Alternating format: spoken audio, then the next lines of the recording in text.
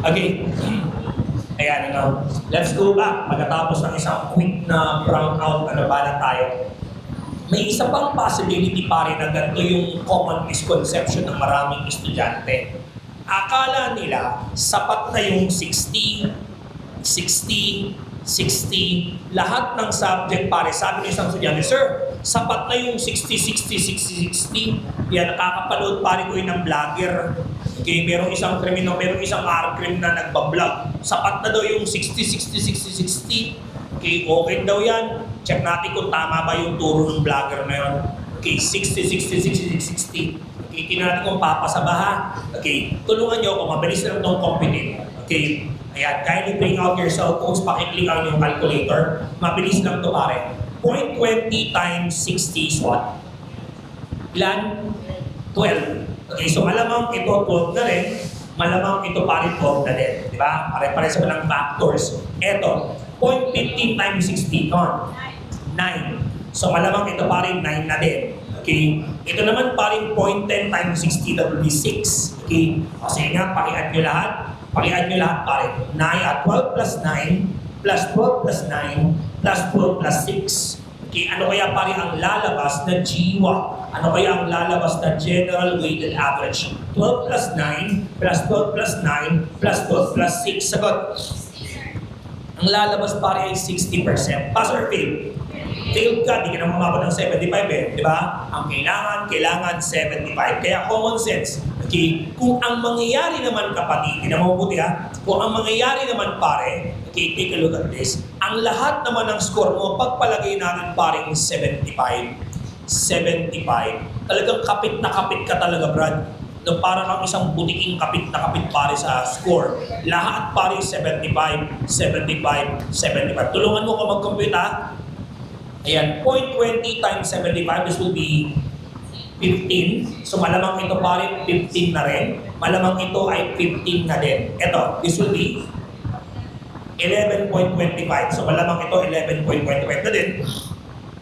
Ito naman pare ay tatawagin natin 7.5. Okay? Yan. Paki-add lahat pare.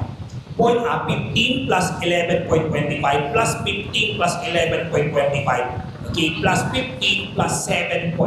What will be your score? Ano kaya magiging average mo? 75 din. Yan, 75% din ang iyong magiging average. Mag-inat mo lahat ha. Pass or fail? Pass. Sir, bakit siya pumasa? Unang-una, rule 1, dapat ang GWA mo 75%. Pasok. At wala kang grade less than 60. Okay, maliwanag, wala kang grade par less than 60. Ito pa isa, tinatawa mabuti ha. May isang estudyante pare naglalabas ng sama ng loob. Naging estudyante ko siya pare sa Coronadal City. Taga Sultan Kudarat State University siya. Sino mga taga SKSU dito?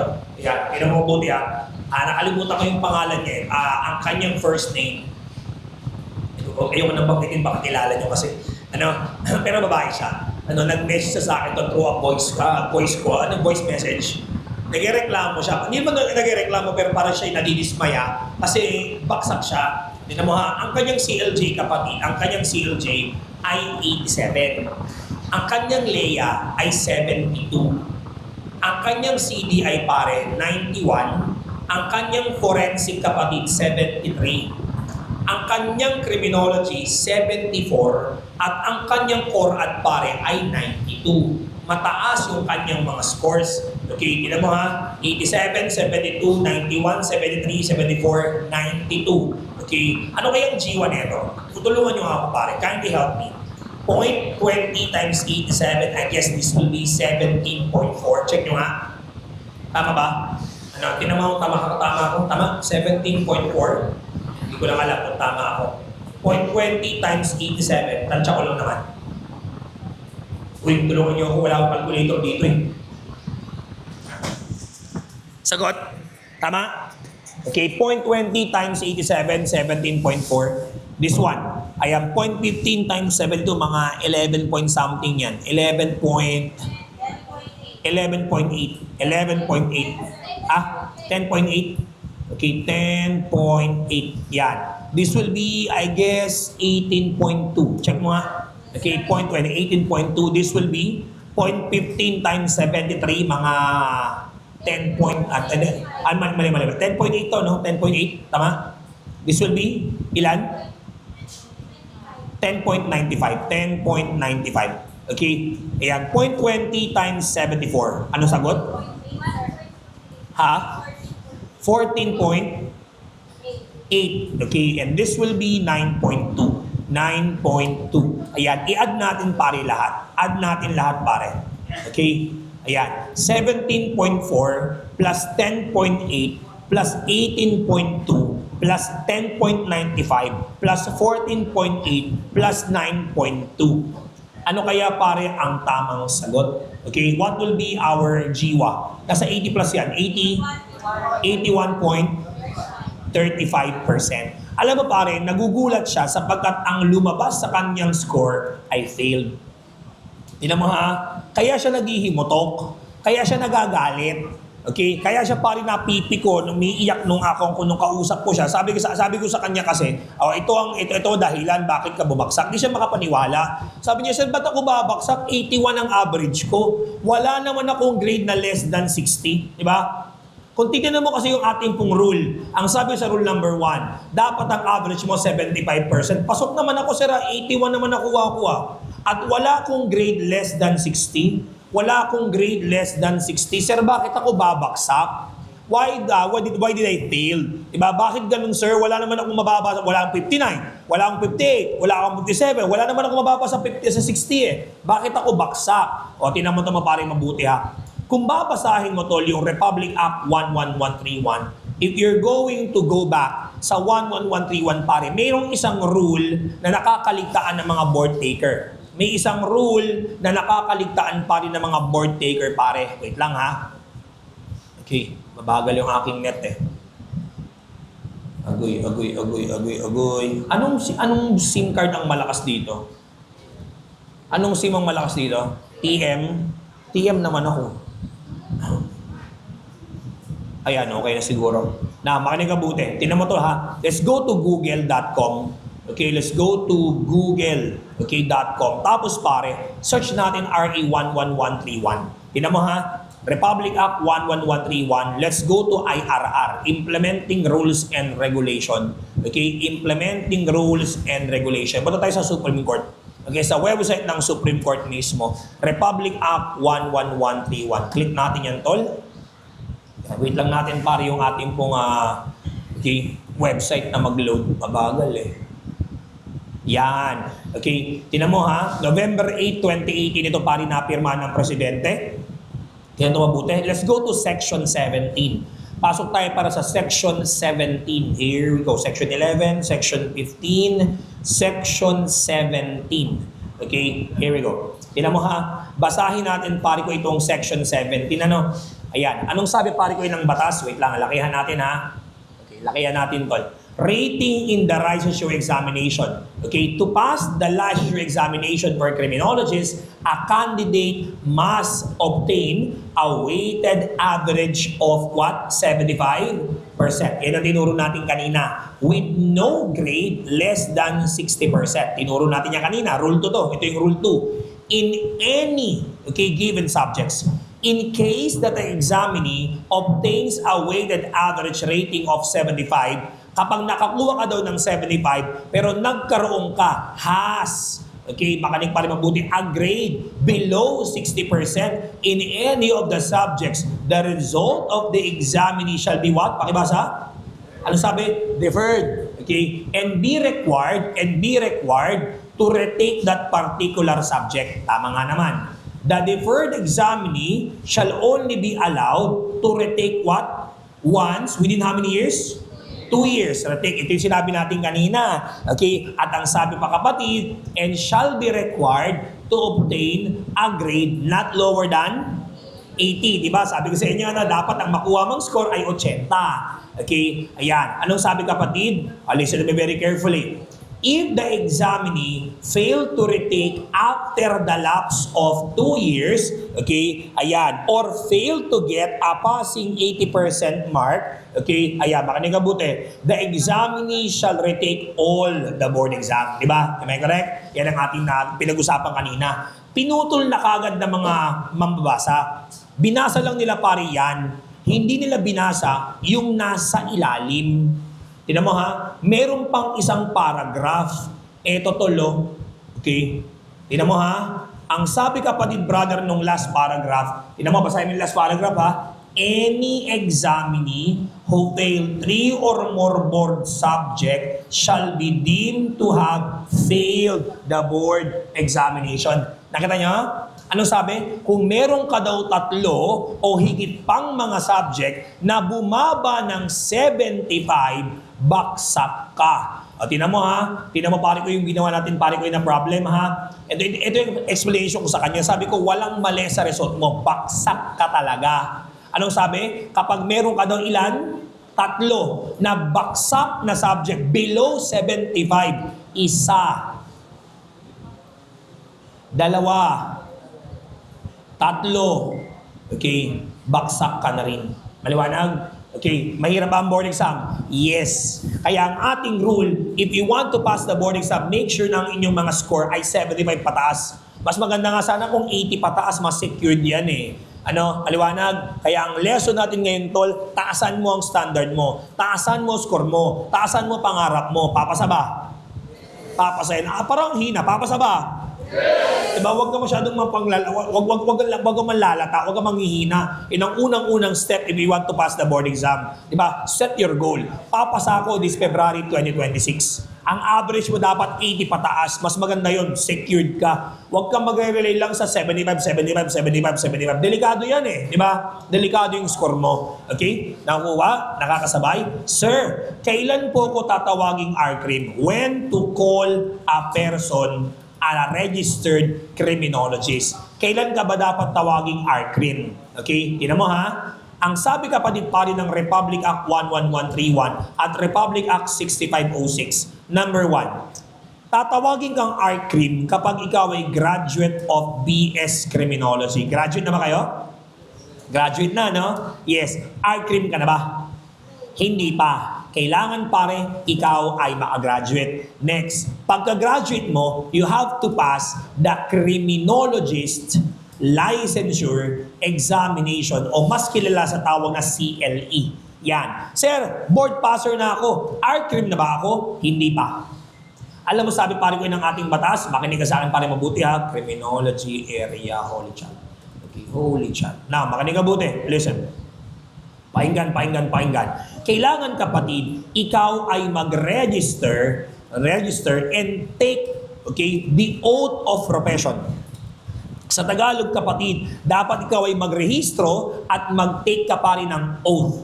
Okay? Sir, pag nakapag-oath taking ba ako, RCRIM na ba ako? Hindi pa. Ang sabi ng batas, dapat meron kang tinatawag na Certificate of Registration. Certificate of Registration or COR. Sir, ano yung tsura niyan? Eto yan, tol. Okay, hindi porque pumasa ka ng board exam, automatic pare RCRIM ka na. Walang ganong binabanggit pare ang batas. Okay, tinan mo ha. Kung titinan mo mabuti, meron kang matatanggap tol pag nakapasa ka ng board exam. You will receive this one. Certificate of Registration. And this is how it looks like. Yan. Okay, tingnan mo ha. If you want to pass the board exam, kailangan meron ka nito. If you want to be called an RCRIM, kung gusto mong maging RCRIM, dapat meron ka niyan.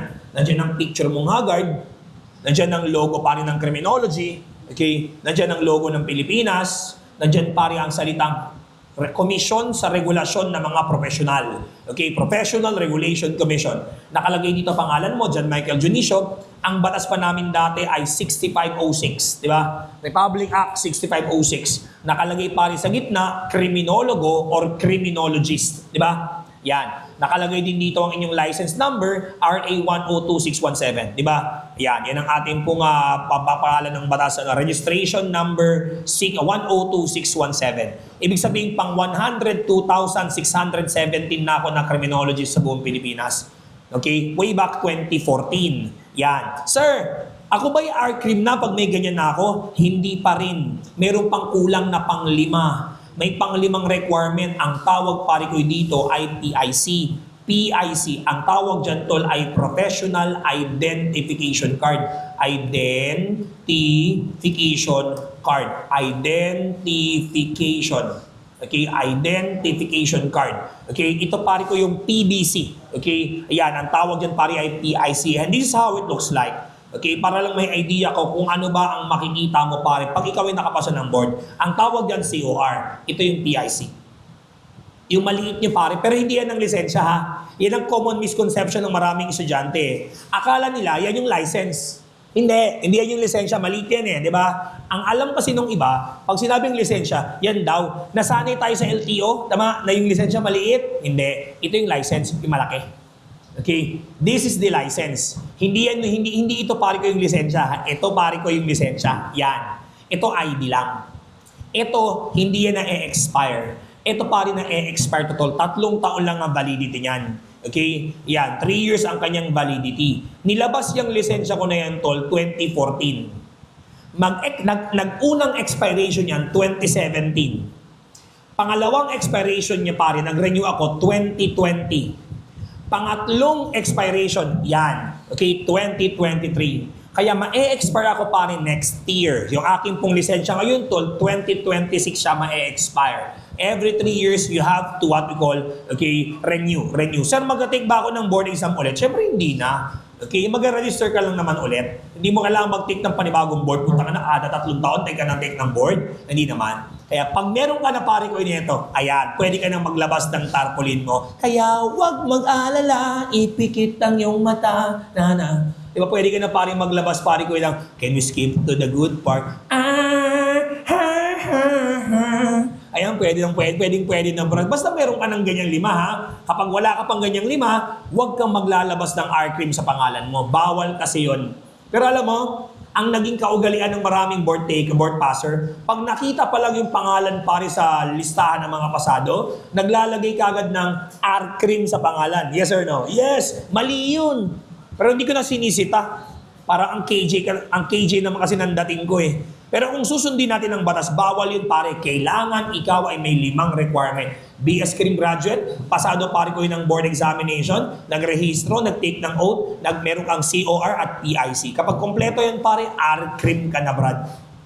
Clear? Naunawaan? Huwag kalimutan ha. Now, makinig ka sa akin pare mabuti. Tapos tayo pare sa RA 11131. Tayo naman ay dumako sa ating special na topic ngayon. We call it Theories of Crime Causation. Ito na. Okay? Ito na yung medyo mabigat-bigat. Okay? Theories of Crime Causation and Prevention. Ito pare ang ating day 2. Okay? Day number 2. Ang day 1 natin ay Intro to Crime. Ngayon naman ay Theories of Crime Causation. Makinig ka sa akin pare mabuti. Ilan ba yung speaker natin? Isa lang? Ilang speaker call? Okay, makinig sa mabuti. Abante po tayo. Kapag pinag-uusapan natin pare ang theories of crime causation, dati siyang kasama ng intro to crime. Nasa isang barangay lang sila eh. Nasa isang tinatawag na subject lang sila dati. Nasa isang grupo lang sila before. Ngayon pinaghiwalay sila as a subject. Intro to crime, hiwalay. Theories of crime, hiwalay. Ngayon, sir, ano bang ibig sabihin ng salitang theory? Ano bang ibig sabihin ng teorya o theorem? Pag sinabi pare ko nating theory, listen to me very carefully, it pertains to set of interrelated statements. Yan. Set of interrelated statements. Mga salaysay, mga kwento, mga salita, mga sabi. Okay? Set of interrelated statement that explain, okay, a specific phenomenon. Tagalog, ito ay isang salaysay na nagbibigay paliwanag sa isang kaganapan. Okay? Yan ang ibig sabihin pa rin ng isang teorya. Pag sinabi nating theory, isang salaysay na nagbibigay paliwanag, ano bang nangyari? Bakit may ganyan? Ba't may ganito? Saan ba nang galing yan? Saan ba nagaling to? Okay? Ang tawag nun pare is what? Theory. Ang teorya ay isang uri pare ng salaysay na nagbibigay ng paliwanag. Yun nga lang, always remember, theories are what we call statements. Statements pertains to something which are not yet proven. Not yet proven. Sa Tagalog pare, isang uri ng bagay na hindi pa naman lubusang napatutunayan. Yan ang ibig sabihin ng teorya eh. Ibig sabihin pare, a theory might be correct, okay, or might be wrong. Tama nga naman. Ang teorya, pwedeng tama, pwedeng mali. Kaya nga theory lang yan eh. Di ba? It might be right, it might be wrong. Okay? Hello? Are you with me? Example. Maglabas tayo ng isang teorya. Let's talk about the theory of evolution of man. Ang pangalan ng author si Charles. Ang tao daw pare, hindi daw ganito itsura natin before. Tayo daw ay nag-evolve. Okay? Nag-iba ang ating pong itsura. Yun nga lang, may mga taong hindi pa rin naniniwala dyan eh. Di ba? Hindi lahat ng tao naniniwala dyan, tol. Maaaring tama si Charles Darwin o maaari ding mali si Charles Darwin. Okay? Ako pare, hindi ako naniniwala kay Darwin eh. Hindi ako naniniwala na ang tao galing sa unggoy. Yung barkada ko mukhang daga. May kaibigan ako mukhang isda. May mga babae mukhang plywood, di ba? Pag nakita mo yung katawan ng babae, talagang wala eh. Plywood talaga eh. Flat na flat talaga, tol. Kaya alam mo ang paniniwala ko, tayo'y galing sa iba't ibang klase ng organismo. May galing plywood, may mga galing ng mais, di ba? May mga mukhang kambing, may mukhang isda, di ba? May mukhang dinosaur, iba-iba tol eh. Okay, pero hindi. Ang paniniwala ko, eto. Ang tawag dito, Brad, ay divine intervention theory. Yan. Okay? Ang author nito, pare, walang iba kundi ang Bible. Ang tao daw, pare, likha ng Diyos. Sino naniniwala din dito? Sino naniniwala that we are created by God? Di ba? Iba-iba, pare, ko tayo ng teorya eh. Okay? Ang nilikha ng Diyos, pare, kumuha daw ang Diyos na isang dakot na alabok, kinorte ng kanyang kawangis, tinawag ang unang-unang lalaking Adam. Kumuha naman ng Diyos ng tadyang mula sa tagiliran ni Adan at ipinanganak ang ikalawang tao, babae, ang pangalan ay Eva. Okay, Eve. Okay, sa Muslim pare, iba yata ang tao niya. Ang pangalan niya, ano pangalan ng ni Eva sa Islam? Hawa ba? I forgot. Okay, di ko alam kung anong pangalan ni Eva pare sa Quran eh. Okay, nabakinig ka buti. Sila daw pare ang nagparami ng mundo, di ba? Nagparami ng tao sa pamamagitan ng pakikipagtalik, marami siya pare naging anak. Si Cain, si Abel at iba pa. May mga anak pa siyang babae at lalaki. Okay, maliwanag, naunawaan, yan, divine intervention theory pare ang tawag diyan, tropa. But some other people don't believe divine intervention theory. May mga tao kasing atheists. Have you ever heard the word atheist? Pag sinabing ateista, ang ibig sabihin pare, wala daw Diyos. They don't believe that God exists. They believe that God is only an imaginary thing. Diba? Wala daw Diyos. Ako hindi ako naniniwala. May Diyos talaga, brother. Pakita mo pare ang ating mundo. We are actually designed, okay, by a great architect. Kung walang Diyos pare, magtataka ka, sino kaya pare ang nagdisenyo sa katawan ng tao? Okay? Bakit kaya ang puso pare nasa kaliwa, ang utak pare nasa taas? Ba't ang utak natin wala sa dibdib? Di ba? Okay? Nagiging punto, ba't kaya ganyan ang ating itsura? Bakit kaya ang ating bulos ang ilong ay dalawa? Ba't kaya ang tenga natin dalawa? Ba't ang labi natin dalawa? Okay? Ba't kaya ang itsura natin pare ay ganyan?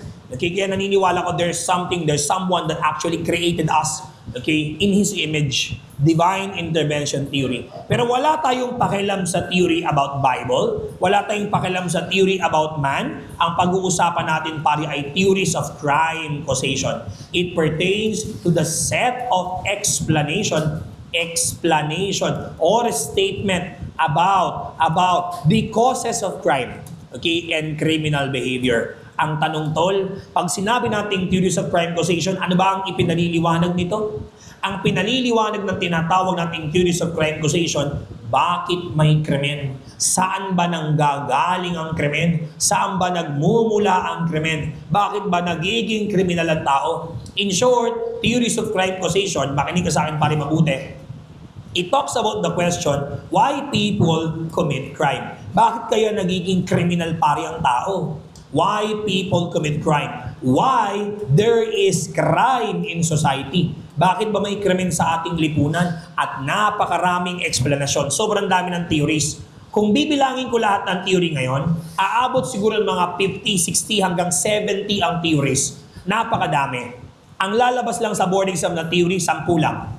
Pero ang aaralin natin theory, 70. Bakit, sir? Hindi naman natin malalaman kung ano eksaktong theory ang lalabas eh. Di ba? Kaya mas magandang aralin na natin lahat. Okay? Hello, naunawaan. So basically, ang ating pag-uusapan ay tanong na bakit nagiging kriminal ang tao? Okay? Ayan. Bakit? Okay, makinig mabuti yan. Bakit may krimen sa lipunan? Okay, sa lipunan. Yan ang ibig sabihin, pare ko, ng theories of crime causation. Puro yan, why? Bakit? Okay, clear? Naunawaan? Okay, ngayon. Meron tayong dalawang klase ng theory. We have three types. Okay, we have three types of theories. Okay, ayan. Meron tayong tatlong uri pa rin ng teorya. Number one, may mga theory tinatawag na unitary theories. Number two, meron tayong tinatawag, kapatid pare, multi-factor theory. And finally, meron tayong tinatawag na eclectic theory. Eclectic. Okay, eclectic theories. Okay, sir, ano po ang pagkakaiba ng unitary, multi-factor, tsaka eclectic? Huwag kalimutan ng ating memory aid, ha? Ang ating memory aid pare, UME. Okay, UME. UME. Sir, ano yung UME na yan? Unitary, multi-factor, eclectic. Sir, ano pong pagkakaiba nilang tatlo? Basic lang. Pag sinabi natin paring unitary, it came from the word uni. Uni means what? One. Kaya pag sinabi natin unitary, they see the cause of crime from one and single factor only. Ibig sabihin pare, ang pinakadahilan daw kung bakit may krimen, isa. Isa lang ang rason kung bakit may krimen. Ilan ang dahilan? Isa. Ilan ang rason? Isa. Saan nanggaling? Isa. Okay, ano yung example, sir? Tingnan mo ha, one of the best example of unitary theories ay ang classical school. Alam mo ang paniniwala pa rin ng classical school? Isa lang daw ang dahilan kung bakit may krimen. Pakibasa, kapatid. Wala nang iba. People commit crime because they are free to do whatever they want. Diba? People commit crime because they are free to do whatever they please. Ang tawag dyan pare is simply classical school. Ano pa? Demonological theory. Demonological theory. Ang dahilan kung bakit may krimen, isa lang din. Evil spirits. Okay. Ang tao daw nagiging kriminal kapag sinasaniban ng demonyo, yawa. Tama ba? Tama yung Bisaya ko, Brad? Ano? Sa mga Muslim, ano bang tawag nyo pare sa demonyo? Ha? Satan. Ano? Ang social ng ano, no? Sa English, Satan yun. Satan. Sa inyo, Satan. Di ba? Angas pare, Satan, may letter Y. Now, makinig pare mabuti. Ang tawag dyan ay simply unitary. Ilan ang dahilan kung bakit may krimen? Isa lang. Kaya kung ikaw, may minahal kang babae o lalaki, at isa lang ang dahilan kung ba't mo siya inibig, apo siya, ang tawag yan, unitary love. Okay? Sabi nga sa kante, minahal kita hindi lang dahil sa gwapo. Minahal kita hindi lang dahil sa maporma ka. Minahal kita hindi lang dahil mayaman ka. Minahal kita dahil sa taglay mong pambihira. Diba? Ang tawag ng parang unitary. Isa lang ang dahilan kung bakit mo siya minahal. Okay? Maliwanag nga pala, boys, meron akong sasabihin sikreto sa inyo. Sa isang nabasa mong article, ang sabi ng mga babae, attractive daw para sa mga babae ang lalaking malaki ang puwet. Ako na pa rin nagsasabi sa inyo, tol. Yes, attractive daw para sa mga babae. Nakaka-turn on daw sa babae kapag ang lalaki mapuwet.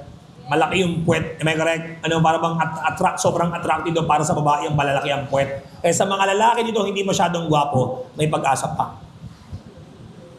Diba? Maging puwet ka. Hindi, joke lang. Magpalaki ka ng puwet, syempre. Palaki ka ng puwet, exercise din. Okay? Pag sinabi naman nating multi-factor theory, they see the cause of crime from several factors.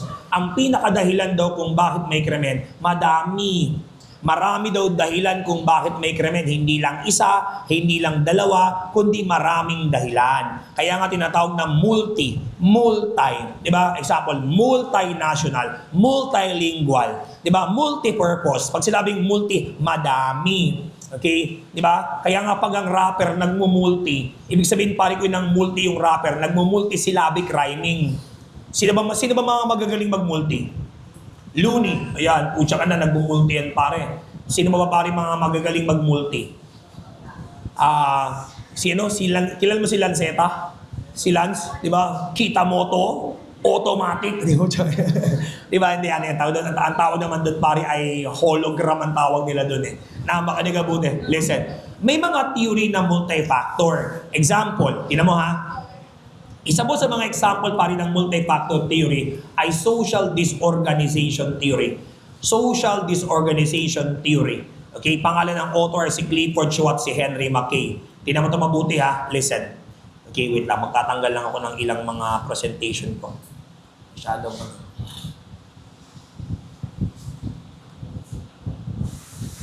saglit lang ha. Bumabagal yung ano ko eh.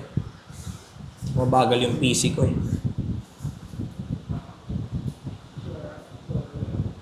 Bagal boy.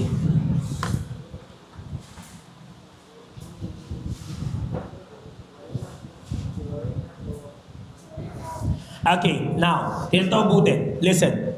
Alam mo sabi pa rin ng social disorganization theory, ang pinakadahilan daw kung bakit may krimen, O-M-U-B-I-P-U. Tingnan mo ha, hindi lang isa, hindi lang dalawa, hindi tatlo, tangina 7. There are 7 reasons why people commit crime. Kaya nga tinatawag na multi-factor. O tingnan mo ha, una, dumadami ang krimen sa isang bayan kapag dumadami ang tao. Overpopulation. Do you believe? Yan, ang tao nagiging kriminal. Dumadami ang krimen sa isang lugar kapag dumadami ang mga taong naninirahan. More people, more crimes. Isa pa, migration. Pag sinabing migration ay paglipat ng mga tao from one place to another. Diba? Dumadami ang mga Chinese sa Pilipinas. Anong krimen ang tumaas? Anong krimen ang tumaas nung dagdagsaan ng mga Chinese dito? Madami, gambling, di ba? Pogo, online gambling, lahat yan, pare, Chinese ang may gawa eh. Ano pa? Drugs. Ano pa, sir? Prostitution. Yan, mga Chinese pare ang may gawa niyan. Ano pa? Mga counterfeit, mga pekeng produkto. Di ba? Mga peke pare ko na mga gamit. Mga Chinese ang may gawa niyan, tol eh. Taka na, bibili ka ng sapatos po siya, baliktad yung check. Doon, sabi ko, taka na, parang hindi yata ito tama. Ang pangalan pare ko ng sapatos, Nyek. Putang ina yan. Tama ba naman yan? Ano? Pangalan ng sapatos, Nyek. Imbis na Nike, Nyek. Di ba? Maiinis ka talaga, Brad. Di ba? Igawa ng Chinese yun eh. Okay? Makakabili ka pare ko ng, ng t-shirt. Ang ganda pare ko ng t-shirt. Pangina, dry fit na dry fit. Ganyan pare yung sign pare ng t-shirt. Oh. Ang ganda pare ko ng t-shirt mo. Ang pangalan ng t-shirt, Under Armour. Sabi ko, putang parang mali ah. It should be Under Armour. Tama? Pero putya ka na, underarm. Pagpunta mo ng Divisoria sa Maynila, makakabili ka ng sapatos, Air Jordans, dalawa yung nakaangat. Ano no? Sabi ko, parang peke yata itong Jordans ang nabili ko ah. Ano, kailangan, dapat isa lang yung nakaangat. Pakinag, dalawa eh. Energy ball yata yun tol eh. Okay. Ano pa? Makakabili ka pa rin ng relo. Ang pangalan pa rin ko yung relo, Gcash. Imbis pa rin na G-Shock, di ba puta ka na, Gcash ang nakalagay pa rin. Minsan G-Shock. Di ba? Putya, nakaka-battery tol, no? Now, ano pa? Marami pang iba, sobrang dami ito ng mga peking produkto. Makakabili ka ng iPhone, dual SIM. Itong inong yan. Diba? Pwede ba yun? iPhone mo, dual SIM? Ito pa isa. Isa pa sa mga sinisisi natin kung ba't maraming krimen, unemployment. Kawalan ng trabaho. Totoo yan tol, huwag tayong magplastikan. Maraming mga tao nagiging krimen dahil sa kawalan ng hanap buhay. Okay, ang tawag dyan, unemployment. Ano pa sir? Ito pa tol, broken family. Broken families. Ayan, kaya sa mga lalaki dito maghanap ng single mom. Ito pa isa, mapapansin mo, kung saan mas maunlad ang bayan, doon pa mas maraming krimen. Take a look at Metro Manila. Ang daming opportunity sa Maynila. Ang daming trabahong available sa Maynila. Di ba? Pero putsak ina tol wala eh. Ang dami pa rin kriminal. Ang daming kung ano-anong katarantaduhan sa Maynila. Mas maunlad, mas maraming krimen. Letter P, poverty. Kahirapan. At ang pinakadulo sa lahat ay pagsikip ng bayan. Urbanization. Okay? Urban. Ang Tacorong ba urban?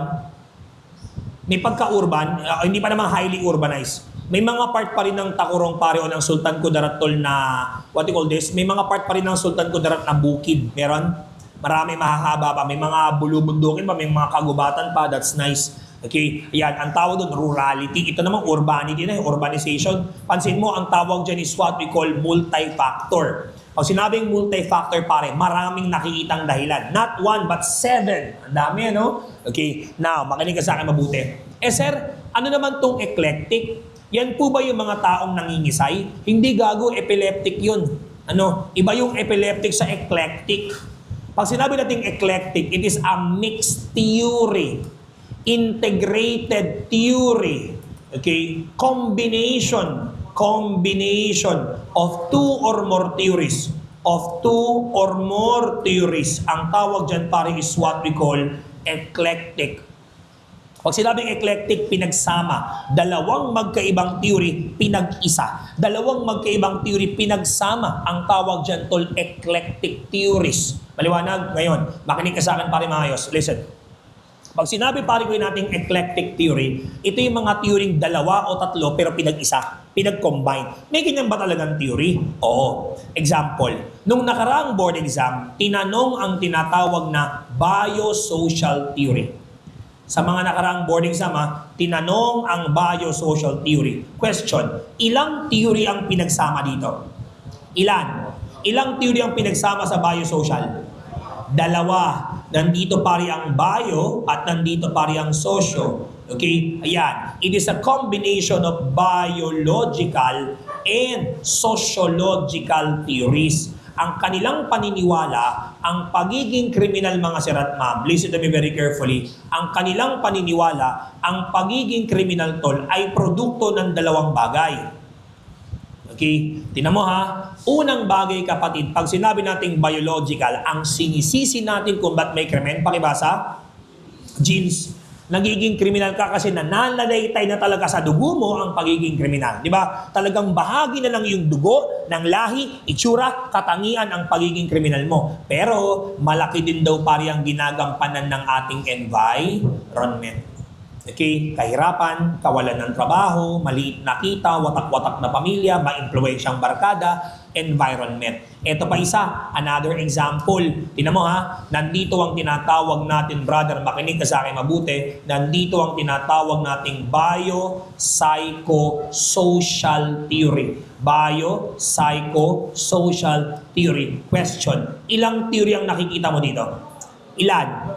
Tatlo, okay? Biological, psychological, and social, okay? Or sociological. It is a combination of biological plus psychological plus, okay? Plus, makinig ka sa akin mabuti ha, plus, ano ba isa? Okay? Sociological. Sama-sama yan. Bio, psycho, socio. Okay? Naniniwala tayo pare na hindi lang isa ang dahilan kung bakit may krimen. Maaari palang pag-combine-combinein pare ang tatlong iba't ibang teorya. Maliwanag? Naintindihan? Ito pa isa. Another set of theory. Biochemical theory. Biochemical theory. Ilan ang theory nakikita mo dito? Dalawa. It is a combination of what we call biological, okay, and chemistry. Okay, biological and chemistry. Yan, 1 and 2. Yan ang ating dapat tandaan. It is a combination of biological approach, okay, plus chemistry. Okay, bigat halimbawa. May ganitong theory Ang pangalan kapatid, brother, listen to me very carefully, hypoglycemia. Have you ever heard it? Never. Ang hypoglycemia, it is a type of condition in which a person has a very low blood sugar level. Sugar level. Tagalog, ang tao masyadong mababa ang blood sugar. Teka muna sir, hindi ho ba ang ating pong inaaral, kailangan kapatid ang sugar ay normal lang? Yes, kasi pag masyadong mataas, ang tawag hyperglycemia or diabetes. Tapos sa baba naman pare ay hypoglycemia. Alam mo sabi sa mga pag-aaral, kapag mababa daw ang blood sugar pare ko ng tao, nagiging irritable, madaling magalit, nagiging impulsive, pabugso-bugso ang mga desisyon. Ano pa? Nagiging aggressive. Kaya alam mo na, boys, kapag walang regla ang girlfriend mo, pero mainitin pa rin ang ulo, isa lang ibig sabihin nun, mababa na ang kanyang blood sugar. Kaya anong dapat ibigay mo sa kanya? Bigyan mo siya ng mga pagkain, pampataas ng sugar. Ano example? milk tea, chocolate, candy, cake, cupcakes, di ba? Brownies, anything, candy, bigyan mo. Maliwanag, yan ang pampabalik pare ko ng kanyang tinatawag na good mood para hindi na nagiging irritable at agresibo, madaling magalit eh. Okay? Ganon din kami, girls, mga kababaihan na, kapag bad trip ang boyfriend mo, bigyan mo ng BJ. Yan lang ang kailangan namin. Ang kailangan lang namin para bumalik ang aming magandang mood is what? BJ. Anong BJ? Buko juice. Yan lang ang kailangan namin, ha? Okay, bigyan mo lang kami ng buko juice na maraming sugar. Goods na kami. Kaya sa mga babae, kung gusto mo magkaroon lagi ng good mood na boyfriend, galingan mo ang BJ. Okay, anong BJ? Buko juice. Klaro? Naunawaan? Sino gusto ng buko juice ito, boys? Sino gusto ng buko juice? Di ba? Pucha nga, walang tatanggi sa BJ. Aliwanag. Alam, gusto pa naman namin yung kahit kami natutulog, may BJ. Ano, yung magigising na lang kami na may buko juice na. Ay, babe, good morning. Buko juice. Di ba? Yung hindi ka na magpapaalam, ibibj mo na lang, di ba? Ibabuko juice mo na lang agad. Babe, ito nga pala, di na ako nagpaalam sa'yo, binilang kita ng buko juice. Maliwanag, yun naman kailangan namin eh. Nasarap kaya nung parang surpresang BJ, di ba? Surprise na buko juice, di ba? Sinong gusto ng boys? Surpresang BJ, di ba? Surpresang buko juice. Talagang gigising ka na lang, di ba? Binubuko juice ka na, di ba? Ano yung ginagawa ka na ng buko juice? Di ba? Ang sarap nung ganung punto, no? Maliwanag pare, di ba? Habang gumagawa siya ng buko juice, hawak-hawak mo yung buhok. Sige lang, babe. Gumawa ka lang ng buko juice, di ba? Nakaganon tulo, ay ibang klase. Girls, pag nakahanap ka ng ganong lalaki, yung habang ikaw ay gumagawa ng buko juice, hawak niya yung buhok mo, siya na ang dawan. Ako na nagsasabi sa inyo pa, sobrang gentleman nun tol. Bali ba naman habang gumagawa ka ng buko juice, hawak-hawak niya yung buhok mo, sige lang baby. Gawin mo lang ang buko juice, di ba? Hawak-hawak mo ganun tulo. Iba, maliwanag. Ayaw kasi naming nahahaluan ng buhok, yung kakainin naming buko juice, o iinumin naming buko juice. Clear? Ayan. Sa mga babae naman, boys, pag ang girlfriend mo nagtatampo, ang kailangan lang ng babae, 10,000. Yan lang ang kailangan pa rin ng babae. Promise. Pag ang babae, puta, nagtatampo, anong kailangan? 10,000. Okay? 10,000 lang ang kailangan mo, pare. Okay? Totoo yan. Sinong hindi mag-good mood dyan? Di ba? Mag-good mood ka talaga. Bigyan ka ba naman ng 10,000 ng boyfriend mo? Di ba? Oh, sorry na, babe. Bait. Kaya kung magpapaalam ako kung iinom ako, matik dapat may suhol yun. Diba? May suhol yun pare. Ano, mahina pare 5 hanggang 10,000 para payagan ka mag-inom man lang. Diba? Ano, sabi ko, pinadala ko na yung 10,000 sa GCash mo. Pwede na ba akong mag-inom? Sige lang, kahit huwag ka nang bumalik. Diba? Makinig ka buti. Listen, ang tawag dyan is what we call eclectic theory. Ngayon, makinig ka sa akin mabuti ha. What theory is being followed by the revised penal code. Okay? Yan. Ang tanong tol, anong theory daw ang paniniwala ng revised penal code? Okay? Tandaan ng sagot ha, ang revised penal code kapatid ay sumusunod sa eclectic theory. Sir, bakit eclectic theory ang RPC? Tinan mo. Ang sabi kapatid ng revised penal code, pag nag-commit ka ng karumal-dumal na krimen, ang dapat matanggap mong parusa, capital penalty. Ibig sabihin, kung mabigat ang krimen, bigatan mo parusa. Ang mabigat na krimen ay dapat parusahan ng mabigat na parusa. Ang tawag pari ko dito is none other than what? Classical. Di ba? Anong sabi natin sa classical? Let the punishment fit the crime. Kung mabigat ng krimen, bigatan mo parusa. That's the idea of classical school. Huwag mawala. Sabi rin pa rin ng RPC, pag nag-commit ka ng krimen, pero yung kriminal ay insane or imbecile, yung nag-commit ng krimen, baliw. Okay? Dapat daw bigyan ito pa rin ng tinatawag natin, Brad, na exemption. Huwag nating parusahan. Ang tawag dyan, tol, neo-classical. Tama? Yes. Sapagkat ang paniniwala natin sa neo, hindi lahat ng tao may free will. Tama po ba? Okay. Next. Ang sabi rin ng RPC, kapag ikaw pare ay napatunayang nagkasala, convicted, dapat kang bigyan ng penalty.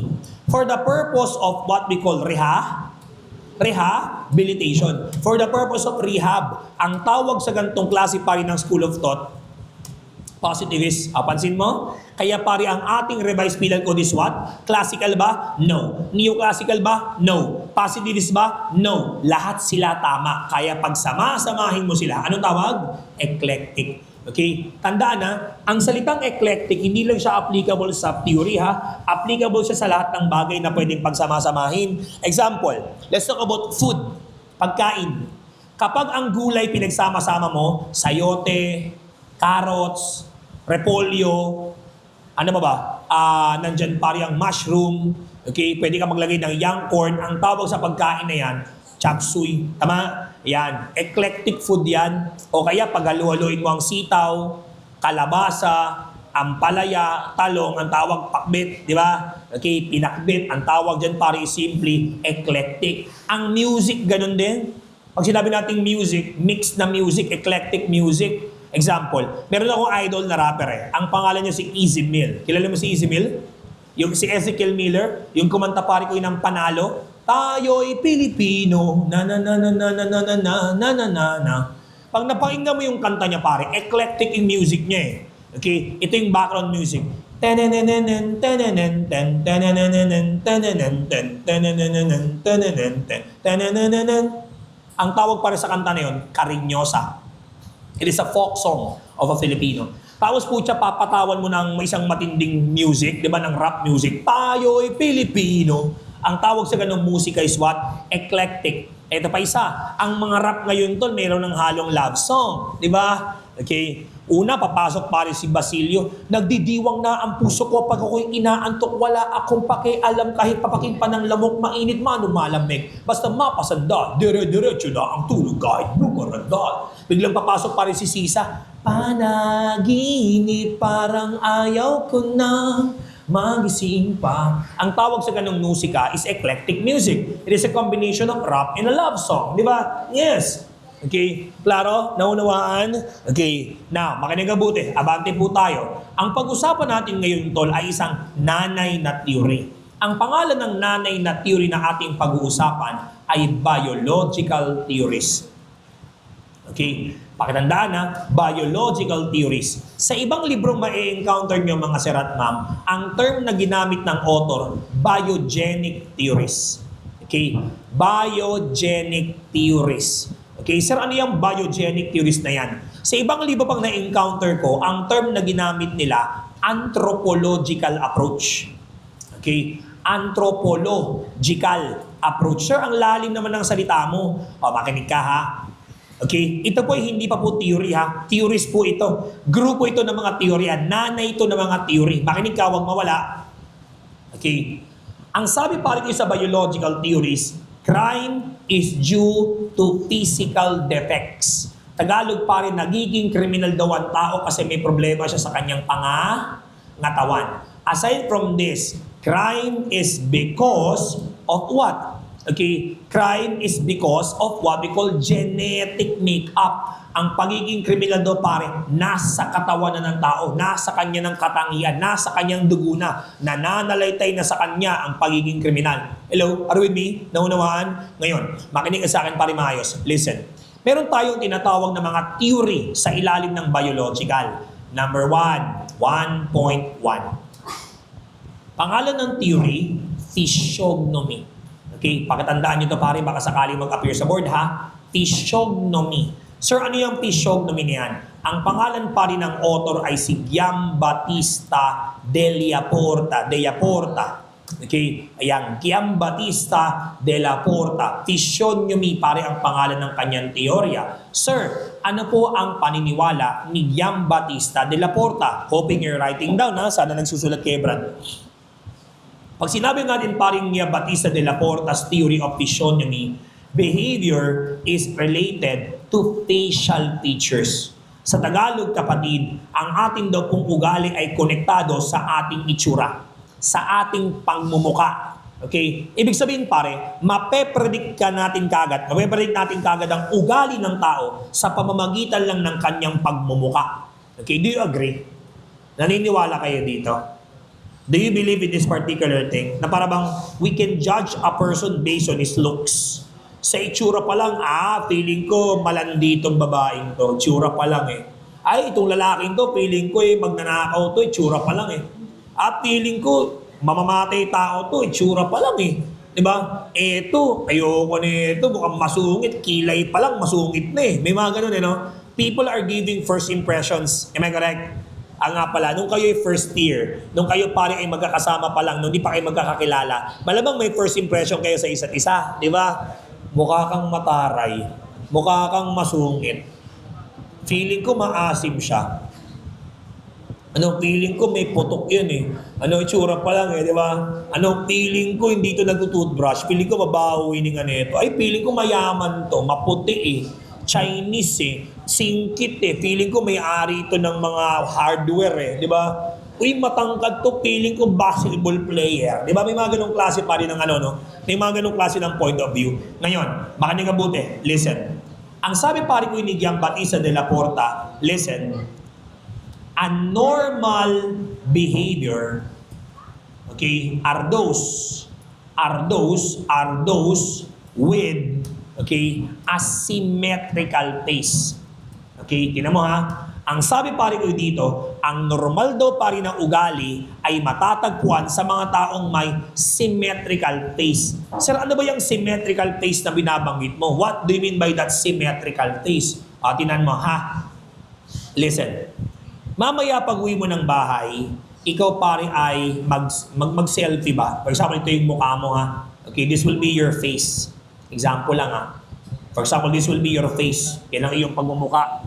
Ngayon tol, ang gawin mo pare, maglagay ka ng line. You put a line from here going to here. Ayan, lagyan mo pare ko ng linya sa pagitan pare ko ng sa gitna. Lagyan mo pare ko ng linya pare sa gitna. Yan. Mapapansin mo pare na kung ano yung matatagpuan mo sa kanang bahagi ng iyong muka ay matatagpuan mo rin pare sa kaliwang bahagi ng muka mo. Whatever you can find on the right, you can also find on the left. Tama? Example, ano ba yung mga bagay na meron ng kanan at meron ng kaliwa? Example kapatid ay mata. Tama? Kung anong meron pare ko sa kanan, yun pare ang meron sa kaliwa. Ano pa? Nandito kapatid ang tinatawag natin brother na hole in the nose. Hole in nose. Butas. Hole of nose. Okay? Yeah, butas ng ilong. Okay? Ayan. Kung meron kang butas ng ilong sa kanan, meron ka rin ng butas ng ilong sa kaliwa. Ears. Kung meron kang tenga sa kanan, tenga sa kaliwa. Okay? Matik yun eh. Klaro, naunawaan? Kung may labi ka sa kanan, labi sa kaliwa. Pisngi sa kanan, pisngi sa kaliwa. Kilay sa kanan, kilay sa kaliwa. Imagine mo, putsakin na yung mukha mo, lahat nasa kanan. Imagine mo pare. Imagine mo lahat ng mukha mo pare ko ay nasa kanan. Ang mata mo nandito, ilong, labi, tas bakante yung kaliwa. Diba? Ang pangit, no? Okay? Mukha kang tampal puke. Alam mo pare? Have you ever heard the term tampal puke? Okay, meron sa amin sa Luzon. Ang tawag namin ay tampal puke. Baka basos yung tingin mo, hindi tampal puke fish. Okay, ang tampal puke kapatid ay tinatawag natin brother na flatfish. Okay, ayan, halibut o kaya flatfish. Ito siya brother, pag lumalangoy pare ang flatfish, nakahiga. Ang kanyang muka nasa taas lahat. Bibig, ilong, lahat pare nandyan lahat ng kanyang pagmumuka. Flatfish ang tawag dyan. Ang tawag dyan pare tampal puke. Ngayon, pag nakita mo yung ilalim pare ng tampal puke, wala. Okay, walang laman yung ilalim Wala, yan yung itsura pare ng tampal puke tol eh.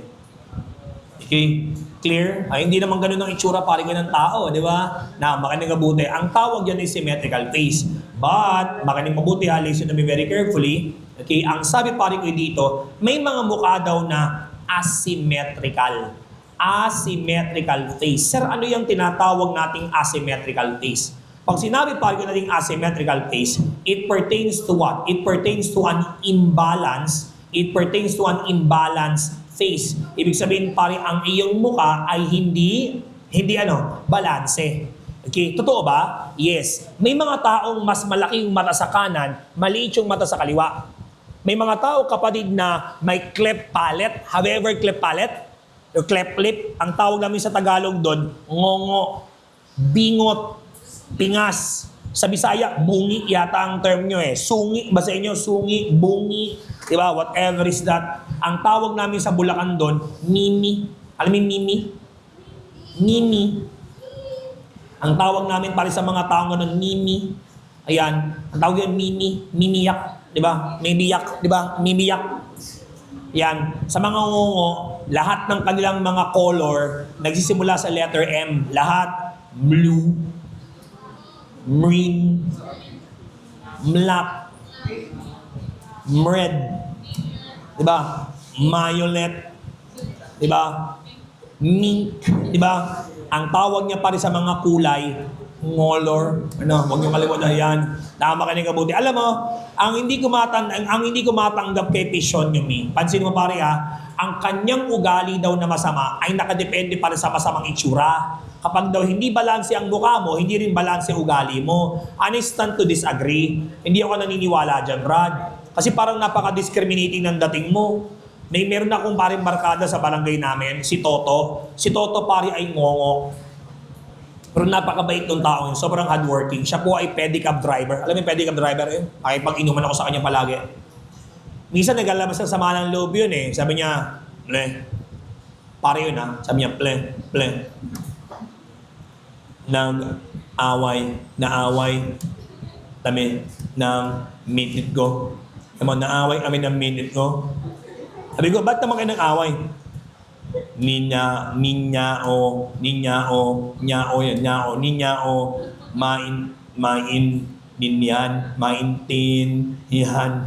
maintindihan. So sabi ko, bakit ka naman di maintindihan? Yung aming aniple, yung aantutan kami. Yung mga nag-sex daw sila kagabi. Namin yung tangan niya, babe yun, pero di ba? Muamo mamuti. No, muamo mamuti. Nagalit yung asawa. Sabi ng asawa, ikaw putang ina ka ha. Ako ang kasex mo pero iba ang nasa isip mo. Hindi maputi ang mukha ko. Morena ako eh. No, kayo manggiya ko pa sabihin maputi yung mukha ko. Hindi maputi yung mukha ko. Babe, ang unod namin ayo, muamo mamuti. Hindi ka maputi yung mukha ko. Tanginan mo. Oo, walang gana ka. Hindi maputi yung mukha ko. Hindi, man. Intindihan mo, Ang inat namin niyo, muamo mamuti. Sumagot yung anak. Sabi niya, Nay, ang sabi ni tatay, ibuka mo mabuti. Alam mo yan ang gustong sabihin pare ko yun nung tanong nung anak, nung tatay, di ba? Pero ang nasasabi kasi pare ni Toto, mukha mo maputi. Pero ang gusto niya palang sabihin, ibuka mo kasi hindi nga makabembang ng maayos. Ibuka mong mabuti. Kasi yung kwento, di ba? Alam mo sa barangay namin, tol, si Toto ang pinaka-talented sa lahat. Ang maganda pare kay Totoy, kaya ni Totoy pare na mag-vape. Tapos pare, ang lumalabas sa kanyang uso, ako bilog-bilog lang ang kaya ko eh. Sa kanya pare, ang nagagawa niya, brother, ay Q na baliktad. Ganon siya pare katindi. Ang galing. Ako kaya ko lang bilog-bilog lang eh. Diba? Sa kanya pare, Q na baliktad. Sabi ko, tangin na pare, napaka-talented mo. Walang ibang nakakagawa nun sa lugar namin, siya lang talaga. Sige nga, pag may nakagawa nun dito, bibigyan kita 500 daw. Ngayon din. 500, bibigyan kita kagad. Ano, magagawa mo to? Kaya mo? Kaya mo? Sa kanya kasi, basic sa kanya eh. Meron siya kasing labasan ng usok din dito sa taas eh. Kaya pag lumabas siya, galing pare, puta, hulmang-hulma. Minsan heart, yung nilalabas niya pare na nakatagilid nga lang. Heart na patagilid, di ba? Ang galing pare, ang galing. Sabi ko, putsang ina pre, walang tatalo talaga sa'yo. Kaya sabi ko, hindi ako naniniwala kapag ang tao may ganyan, masama ugali. Hindi. Okay, guess nyo? Naunawahan? Nalis na kabot 1.2. Ang pangalan naman nito kapatid, phrenology. Okay, or craniology. Okay, phrenology or craniology. Ang pangalan pa rin ng author ay si Franz Joseph Gall. Okay, Franz Joseph Gall. Ang ganda pare ko ng sinasabi, brother, ni Franz Joseph Gall. Anong sabi kapatid dito? Behavior. Makinig. Okay? Behavior can be predicted by the shape of what?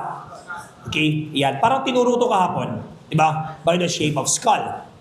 Ibig sabihin, pare, ang atin daw pong bungo ang magdedetermine kung anong klase ng ugali meron ka. Ang tawag dyan, pare, is simply phrenology. Behavior can be predicted by the shape of our fucking skull. Yan, pare, ang phrenology, pare. Ngayon, ang sabi kapatid ni Franz Joseph Gall, if you have a circular skull, congratulations, pare, you are considered to be as a genuine spouse. Okay, genuine spouse. Ikaw, pare, ay mabait, okay, maalaga, mapagmahal, responsableng asawa. But if you have a flat, okay, skull, okay, flat, ang iyong bungo pare sa likuran ay flat, imbis na bilog, yung likod marikoy ng skull mo pare, okay, ay flat. According to the theory, ikaw ay may tinatawag pare na unreliable. Ikaw daw ay unreliable spouse. Ikaw daw ay isang asawang walang kwenta, irresponsable, pabayang asawa. No, manloloko, manggagancho. Okay, ang tawag dyan pare is none other than phrenology. Guess nyo? Naunawaan mga kapatid? Kasi ang paniniwala, kapatid brother, listen to me very carefully, an abnormal skull shape is equivalent to abnormal behavior.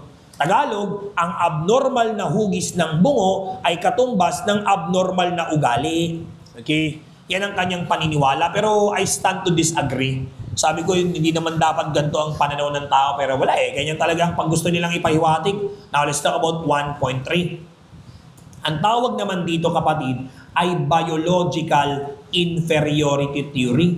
Inferiority theory. Pangalan ng author kapatid is none other than Ernest Hutton. Okay, pakatandaan ha, huwag nyo nang tandaan yung pangalan. Okay, sulat mo na lang para lang pamilyar ka. Pero huwag nyo nang tandaan yung mga pangalan, di naman lalabas sa board exam yung pangalan. Ang lumalabas sa board exam, yung tinatawag nating theory. Ano bang sinasabi ng teorya? Anong sabi? Criminals are easy to be identified with non-criminals. Madali daw malaman kung nasan dyan ang kriminal at nasan dyan ang hindi kriminal. Bakit kamo? Madali daw malaman kung alin ang kriminal at hindi. Because criminals are physically inferior. Physically, okay, inferior compared to non-criminals. Okay? Ano example pare? Ang kanilang paniniwala, at ina mo ha, ang mga criminal daw tol, usually, they have a ugly face. Pangit daw ang pagmumukha pare ko ng mga kriminal. They are dark skin, okay, maitim. They are short, pandak, okay, ayan, they are short, okay. Ano pa kapatid, they have what we call, may ganyan yung mga itsura eh. Kaya pansin mo to nagkaroon ng tinatawag pare na criminal stereotype. Nagkaroon ng tinatawag pare na criminal stereotype. Pag sinabing criminal stereotype, matik kapag ganyan ang itsura ng tao, criminal yan. And I stand to disagree. Okay? Kaya pare nahawa tayo mga Pilipino eh. Tignan mo ha. Kung pupunta ka pare sa Google at isa-search mo kapatid ang tinatawag natin na kontrabidang Pinoy, tignan mo ha, pag nakita mo yung mga itsura ng mga kontrabidang Pinoy, what can you notice? At tignan mo, wait lang, hanapin natin yung mga kontrabidang Pilipino. Na pag nakita mo pare yung itsura, automatic kapatid okay, kontrabida talaga yan, Brad. Okay? Nakita mo to? Yan sila, Paquito Diaz, Romy Diaz, Max Alvarado, okay, nandyan pare ko si Dick Israel, nandyan pare ko sila Jan Regala. Pag nakita mo yung mukha, talagang swangit talaga eh. Okay, ito pa tol. Ano, pag nakita ito, mga puro kontrabida lahat yan, Brad. Pansin mo? Anong common sa kanila? Ay, mukha silang guns, no? Balbasarado, ang lalaki ng ilong, di ba? Ang iitim. Okay, may mga ganong klase pare ko ng idea pero lalo na yung Brad. Kung tsaka na, lahat yata ng pelikula na ito, kontrabida siya di ba? Okay, ito. Anong usually yung role nito? Ni Romy Diaz. Okay, usual pare sidekick ng kontrabida yan di ba? Ayan, ano pa? Si Mon Confiado. Kilala mo si Mon Confiado pare? Okay, ito. Anong usually pare na role nito, Brad? Anong usually role niyan sa mga pelikula? Ano, either rapist yan pare o molester, di ba? Kung saan mga manyakis pare ko yung role niyan Okay, kontrabida. Lalo naman to, di ba? Putsang madalas pare ko okay, kontrabida. Eto tol, no, kontrabida rin yan, Brad. Okay, Sino pa mga kontrabida? Ito pa, Eddie Garcia, di ba? Kontrabida din yan, tol. Sino pa mga kontrabidang kilala? Ito pa isa. Ito si, pangalan nito? Roy Vinson, di ba? Pucha ka na eh. Pag nakita mo yung itsura niyan, tol, di ba? Nakakatakot ang itsura. Okay, yan. Ito pa, John Regala. Usually, ito ang leader ng mga sindikato, bro, di ba? Yan, namatay na yan eh. Na, makinig kabuti. Abante po tayo. Let's talk about other matters. Okay, ang tawag dyan, biological inferiority. Okay, let's talk about 1.4. Ang pangalan ng theory ito ay somatology. Okay, ayan. Ang pangalan ng author walang iba kundi si William Herbert Sheldon. Parang nilecture ko kahapon. Tama? Naalala niyo to? Okay, ang pinag-uusapan pare sa somatology pare is what we call behavior in relation to body type. Okay, Tagalog, ang ugali daw ng tao ay nakadepende sa kanyang itsura ng katawan. Depende sa kanyang pangangatawan. Ang tawag dyan pare simply somatology. O makinig ka sa akin mabuti. Meron tayong tatlong uri pare ng katawan. We have the 3 types of somatotype. Naalala niyo to? Okay, ang keyword natin dito is what? Naalala niyo kahapon, di ba? Okay, letter E stands for ectomorph. Ano pa? Letter M stands for mesomorph. Okay, letter E stands for endomorph. Okay, ecto, meso, at endomorph. Ngayon, makinig ka sa akin pare mabuti. Kapag pinag-uusapan natin ang tinatawag nating ectomorph, they are thin and fragile. Thin and fragile. Sinong aminadong payat dito? Sinong aminadong payat? Thank you so much. Di ba? Sana all, mapapasabakan, masapasabi ka na lang. Pero malalakas kayo kumain. Malalakas kayong kumain. Doon ako pare naiingit. Ako po siya, pag dumami ang kain ko, tumataba ako eh. Sinong kagaya ko dito? Chubby. Sino mga kagaya kong chubby-chubby dito, Brad? Wala akong mga kasamang chubby dito. Ayan. Chubby-chubby lang. Ang tawag naman pare ko sa ibang tao ay mesomorph. They are buff and muscular. Ayan, malaki pare ang kanyang katawan. May biceps, may triceps, okay? May abs, pati muka may abs. Okay? Endomorph pare ko ay fat and round. Okay? Ang kanyang katawan pare ay bilugan. Konting ingat daw sa mga katabi niyong payat. Ingatan ng bag, ingatan ng wallet. Malaki ang chance mag-commit ng theft at robbery. Kung meron ka naman diyang katabing malaki ang katawan, konting ingat, higpitan mo ang bra mo, higpitan mo pare ang iyong pantalon, malaki ang chance mag-commit ng violence and rape. Ayan. Now, makinig kabuti, ibahin mo naman ang endomorph.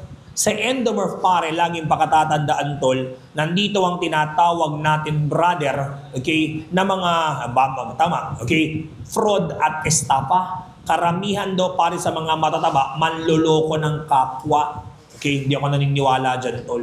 Okay, na makinig kabuti. Ang sabi pa natin kahapon, sa tatlong iba't ibang uri ng katawan na yan, alin dyan ang may pinakamalaking chance ang maging kriminal? Come on, what's your answer?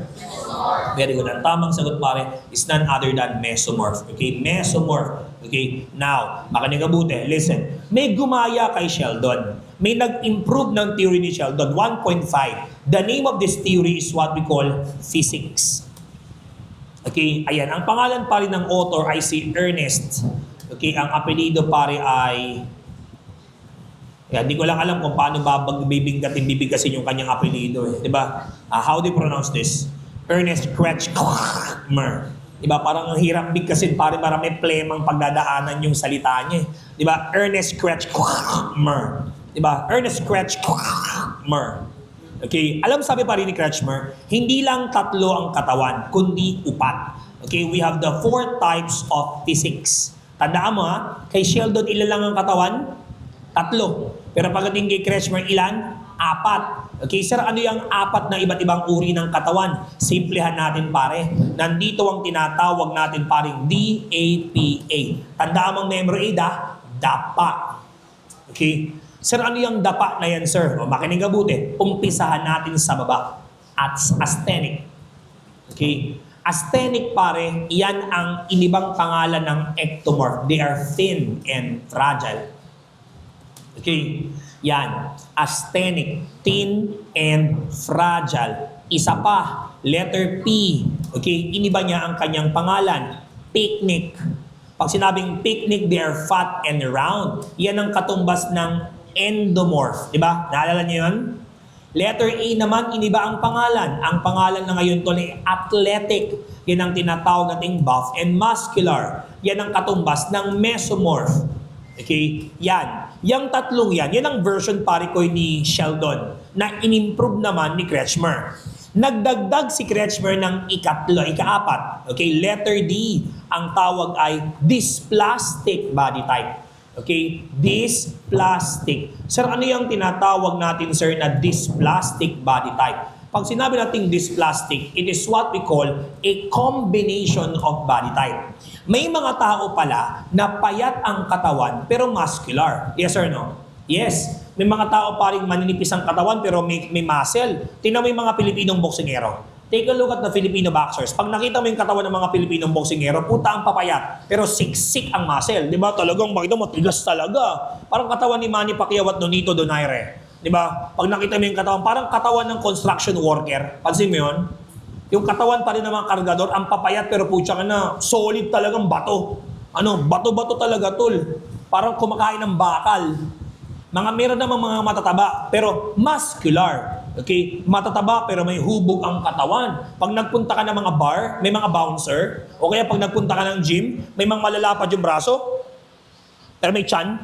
Okay? Ang tawag doon, mga dysplastic ang body type. Di ba? Ang laki ng chan, pero ang lapad ng katawan, putya, mala optimum pride. Di ba? Pag nakita mo yung mala optimum pride eh. Okay, hindi Optimum Prime, di ba? Hindi Optimus Prime, di ba? Optimum Pride, di ba? Makinig kabuti. Listen, nga pala, ang posibleng krimen na makomit ng isang dysplastic ay crimes with immorality. Tandaan niyo yung term, ha? Crimes with immorality. Ano yung example, sir? Mga krimen kagaya pa rin ng drugs, mga krimen kagaya pa rin ng prostitution, mga krimen pa rin kagaya ng tinatawag nating gambling. Ayan, ang tawag dyan ay crimes with immorality. Okay? Huwag kalimutan ha. Ito problema. Madalas na pagpapalit pare sa board exam ang theory ni Sheldon at theory ni Kretschmer. Madalas na pagpapalit. O makinig ka sa akin pare mabuti. Here we go. Pansin mo si Sheldon. Parehas sa theory ni Sheldon tsaka theory ni Kretschmer. May pagkakahawig sila ng teorya. Kaya madalas na pag-iiba, na pagpapalit, na pagpapaliktad. Ito technique para hindi ka na maligaw. Sa darating na board exam, gusto ko sanang tandaan mo pare, yung letter M. Okay, letter M sa pangalan pare ni Sheldon. Gusto ko pare tandaan mo yung letter M sa pangalang William, lahat ng kanyang mga theory ay nagtatapos sa salitang morph, morph, morph. Maliwanag? At isa pang tatandaan mo pare, kapag pinag-uusapan natin kapatid si Sheldon, tandaan mo lang letter S, ang pangalan ng kanyang theory is what? Somatology. Okay, nakita? Nasundan? Nasundan mo? Yan. Sheldon, somatology. Ngayon, baka niyo kabuti. Kapag tinanong naman sa inyo pare si physics, si Ernest Kretschmer. Sir Ernest Kretschmer, gusto ko sanang tandaan mo pare, yung letter K. I want you to remember, yung letter K sa apelido na Kretschmer, lahat ng kanyang mga theory ay tunog K ang dulo. Okay, dysplastic, athletic, picnic, asthenic, lahat yan tunog K. Tama? Okay, ik. Okay, huwag kalimutan na morph, Sheldon, ik, Kretschmer. Klaro? Hindi naman siya bahagi ng lecture ko, hindi paraan mo lang para mas madali mong matandaan, ma-memorize ang mga bagay-bagay. Clear? Naunawaan mga sir at ma'am? Okay, let's have a break first. Okay lang ba? Okay, break time tayo, tropa miss na namamanhid yung lalamunan ko eh. Let's talk about 1.6 pagbalik nyo after 15 minutes. Balik kayo ng 11 o'clock. Pag-usapan natin pare ang heredity. Go!